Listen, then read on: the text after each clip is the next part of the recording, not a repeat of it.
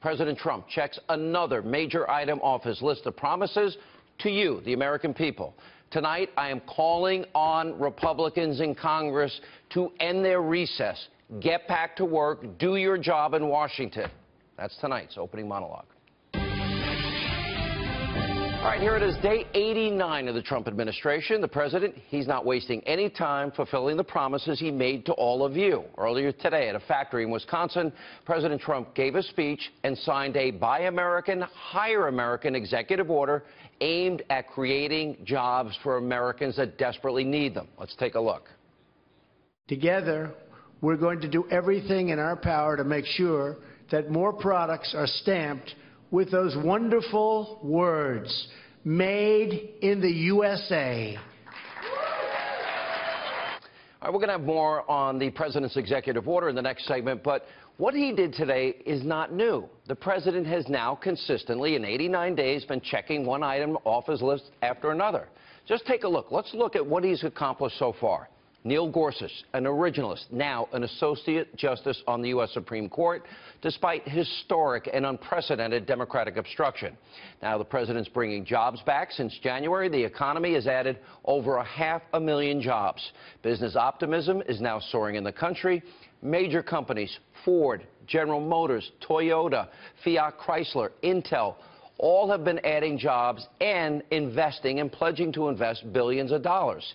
He's been gutting, literally gutting, Obama-era regulations. And remember, the president said he could eliminate up to 75% of those government regulations.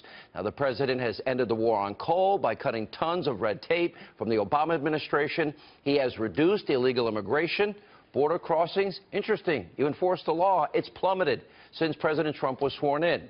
The White House is taking a very hard stance against sanctuary cities. He's drafted a plan now to defeat ISIS. The president has imposed a 5-year lobbying ban, as promised. The Trump administration sanctioned Iran over its missile program, and they have put the radical mullahs in Tehran on notice. Now, the president also restored American leadership on the world stage by responding to Syria and Assad and their use of chemical weapons with that Tomahawk missile strike.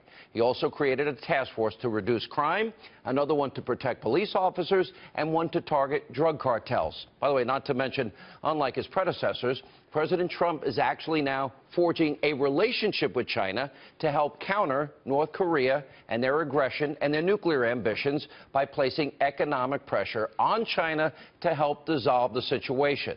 Well, what we're seeing now is the art of the deal playing out in real time before your eyes. So now, while the president, he's moving at a rapid pace to put his agenda in place, there's still plenty of work to be done. He cannot do the rest of his agenda without the help of Republicans in Congress. He wants to build the wall, tax reform, repealing, replacing Obamacare, extreme vetting, rebuilding the military, cutting government spending, reducing the federal workforce, renegotiating trade deals, sending education back to the states, energy independence. He needs help. And that's my point tonight. Members of Congress, I want you to listen closely. Speaker Ryan, I want you to listen closely. Senate Majority Leader McConnell, listen closely. President Trump is keeping his promises, doing the things he said he would do with a lot of success. Now it's time to hold Washington accountable. Now, Democrats have shown they're going to obstruct the president's agenda at every single turn. So guess what? It's time for you Republican, especially you Republican leaders, quit the bickering and the infighting and the obstruction, come together, build consensus on these major Trump agenda items, which, by the way, are supposed to be your agenda items. Now, I know the head of the Freedom Caucus, Congressman Mark Meadows, well, I've talked to him at least 100 times in the last few weeks. He has told me there is now today a coalition on the health care bill.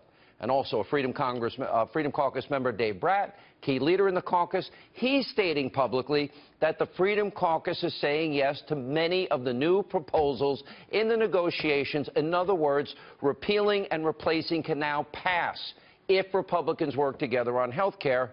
So the question I'm asking tonight, what are you people waiting for? Maybe it's time to cancel recess, call every member of Congress back to Washington, and maybe it's time for you guys to start doing your job. Now, I understand you need to spend time back in your districts and states, talk with your constituents, but you've also been elected to do your job in D.C. on behalf of those people that put you there. So let's put things in perspective. In the month of April, the House has had 12 days of recess, the Senate 10. Through December, the House will be in recess 120 days. The Senate will be off 84 days. By the way, when is the last time any of you took that much time off of work? By the way, I do get 1 2-week vacation a year around Christmas. That's it. Then I get an occasional Friday here and there. What's missing is a sense of urgency from Republicans in Congress that the rest of America lives with every day. Nobody gets 120 days off. Where is your sense of duty, Republicans, to the American people? This is part of the reason why, in the most recent Gallup poll, Congress, guess what? Your approval rating is 24%. You've earned that.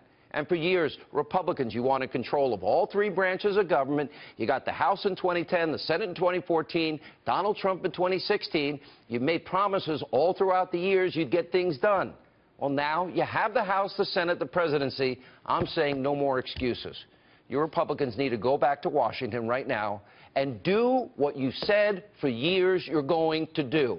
Pass legislation that this president can sign into law, starting with repealing and replacing Obamacare. This is a huge opportunity right now for the country to get back on track. So I'm warning Republicans tonight, don't blow it. Don't waste this opportunity, because sooner rather than later, the American people are going to get sick and tired of your failed and broken promises and your lack of urgency. That's my admonition. You will do this at your own, not do this at your own peril. You decide.